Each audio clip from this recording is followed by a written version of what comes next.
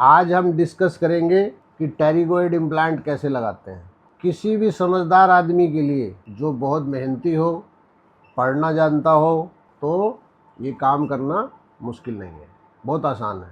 और एक बार आप किसी को ढंग से करते देख लेंगे और एक बार आप खुद कर लेंगे तो ये बहुत आसान है। हालांकि मैं ये नहीं कहूँगा कि आप पहला इम्प्लांट ही लगाइए। कम से कम 20-25 इम्प्लांट जब आप लगा चुके हो तब आप टेरिगोइड लगाइए। इम्प्लांट लगाने से डरना चाहिए कि नहीं? डरना चाहिए। अगर आपको इसके अंदर क्योंकि कॉम्प्लिकेशन हो सकती है, मगर वो सिर्फ तब हो सकती है जब आप समझदारी से काम ना करें। अब मैं आपको इसके लिए बेसिक अप्लाइड एनाटॉमी ये एक ह्यूमन स्कल के अंदर दिखाने की कोशिश करता हूँ।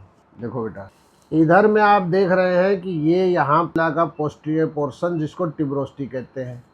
सब डेंटिस्ट जिन्होंने बेयर मिनिमम भी पढ़ा होगा, ट्यूबरोस्टी के जस्ट पीछे ये जो एरिया है इसको हेमलर नॉच कहते हैं। हेमलर, और ये जो पीछे बोन है इसको टेरिगोइड है। ये टेरिगोइड प्लेट्स है। ये लेटरल टेरिगोइड प्लेट है, ये मीडियल टेरिगोइड प्लेट है। एक इस स्कल के अंदर थोड़ा टूटा हुआ है, इस यहाँ हेमलर प्रोसेस होता है।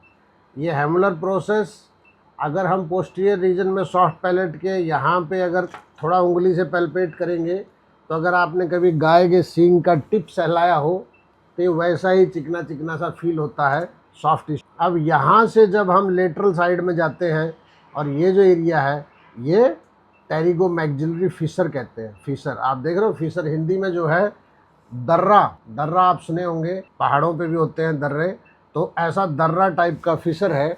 इसमें से काफ़ी सारी नर्व वेसल निकलती है। अगर आप ये इम्प्लांट लगाते वक्त इस रीजन में चले जाएं और किसी ब्लड वेसल या नर्व को इंजरी, तो दैट विल बी पैथेटिक, वो गलत बात होगी। तो ये तो लेकिन तब आप वहाँ पहुँचेंगे जब आप लेटरल डायरेक्शन में जाने लगेंगे। लेटरल, आपको ऐसा गलती कभी नहीं करना है कि आप लेटरल गए, आपको हमेशा ही यूँ मीडियली डायरेक्ट करना है। आप यहाँ देखिए, इसके मीडियल साइड पे एज सच कोई स्ट्रक्चर नहीं है। इसके लिए आपको एक गाइडिंग टूल भी है, एक गाइडिंग अवेलेबल स्ट्रक्चर भी है। हेमलर प्रोसेस के ऊपर आप पेशेंट के मुंह में उंगली रख लीजिए यूँ, तो ये उंगली आपकी डायरेक्ट करेगी कि भाई इधर की तरफ नहीं जाना है। मीडियली भी जाते वक्त ऐसा नहीं है कि आप वहाँ जाके थ्रोट में घुस गए, तो आप जो है इधर से यूँ डायरेक्ट करिए, मीडियली जाना है और ये देखिए यूँ जाइए और यूँ जाके ये ट्यूबरोस्टी की बोन के जरिए होते हुए ऊपर की तरफ अगर यूँ करके जाएंगे तो आप जाते हुए इस प्लेट को पार कर जाएंगे। ट्यूबरोस्टी के अंदर जो बोन है वो बड़ी रेरिफाइड है और वो तो एकदम मक्खन की तरह, ये ऐसे पॉइंटेड टूल जो होगा वो इसके अंदर घुस जाएगा और इसके अंदर जाएगा और फिर यहाँ से जो हमारी टेरिगोइड है इससे निकलने के बाद हम चाहते हैं कि मीडियल साइड पे जो मीडियल टेरिगोइड प्लेट है इसको हम एंगेज कर लें। ज़्यादातर जो डॉक्टर हैं इस बात पे बड़ा एम्फेसिस देते हैं कि हमने बोन और टेरिगोइड प्लेट को एंगेज कर लिया और इसकी वजह से ये इम्प्लांट बहुत ज़बरदस्त, इसमें टॉर्क आ गया है, स्टेबिलिटी आ गया है। इसको कहेंगे ये तो हुआ मैकेनिकल फिक्सेशन ऑफ इम्प्लांट। जितना भी ये जोर शोर लगाया हमने कि हमने डेंस बोन में फंसा दिया है, तो ये मैकेनिकल फिक्सेशन ऑफ इम्प्लांट हुआ। लेकिन जो ऊपर हम ट्यूबरोस्टी के जरिए गए थे यहाँ भी हड्डी थी, रेरिफाइड थी। रेरिफाइड हड्डी अच्छी भी होती है, क्यों? क्योंकि उसमें मेडुलरी कंपोनेंट ज़्यादा होता है, मेसेंकाइमल स्टेम सेल ज़्यादा होते हैं और बायोलॉजिकल फिक्सेशन ऑफ इम्प्लांट जो कि समय के साथ आता है।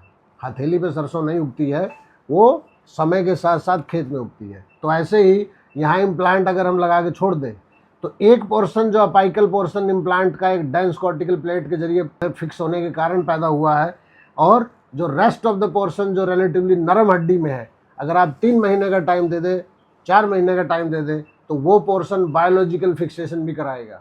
और अगर कोई मरीज 60 साल का है तो हम उम्मीद करते हैं कि वो 100 साल तक जिएगा।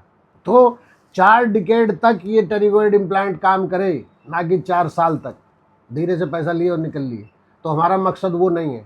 मकसद ये है कि मरीज जब तक ज़िंदा है तब तक हमारा इम्प्लांट चले, ये हमारा ऑब्जेक्टिव है। भले ये फुलफिल ना हो लेकिन हमारी कोशिश यही रहेगी। तो अगर ये इम्प्लांट यहाँ पे मैकेनिकल फिक्सेशन हुआ, ऊपर बायोलॉजिकल फिक्सेशन के लिए समय दिया, और ज़रूरी नहीं है कि आप यहाँ 1 पीस इम्प्लांट ही लगाइए। वन पीस इम्प्लांट का तो एक पोर्शन बाहर निकला रहेगा, इस पे अगर थोड़ा मोड़ा इधर उधर से फोर्स लगेगा तो फिर भी इसके हिलने के चांसेस और टेरिगोइड इम्प्लांट फेल होते हैं।